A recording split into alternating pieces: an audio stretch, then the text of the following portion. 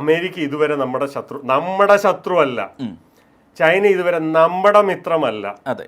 പക്ഷെ അമേരിക്കയ്ക്ക് നമ്മളിപ്പം ശത്രു സ്ഥാനത്താണ് നിൽക്കുന്നത്, അത് വേറെ കഥ. അത് അമേരിക്കയുടെ പെർസ്പെക്റ്റീവ്. ഞാൻ പറയുന്നത് ഇന്ത്യയുടെ പെർസ്പെക്റ്റീവിൽ അമേരിക്ക ഇതുവരെ ഇന്ത്യയുടെ പെർസ്പെക്റ്റീവിൽ ഒരു ശത്രു ആയിട്ടില്ല. മനസ്സിലായില്ലേ?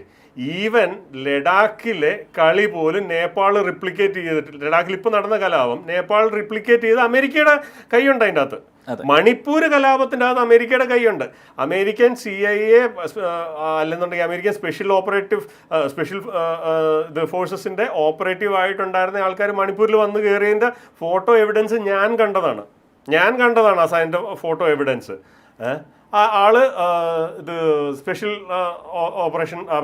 ഫോഴ്സസിൻ്റെ ഓപ്പറേറ്റീവ് ആയിരുന്നു. അപ്പോൾ അങ്ങനെയുള്ള സംഗതികൾ മണിപ്പൂരിൽ നടന്നിട്ടുണ്ട്.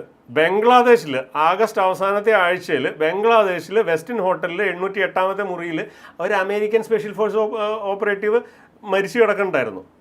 അപ്പം പണി എല്ലായിടത്തും നടക്കുന്നുണ്ട്.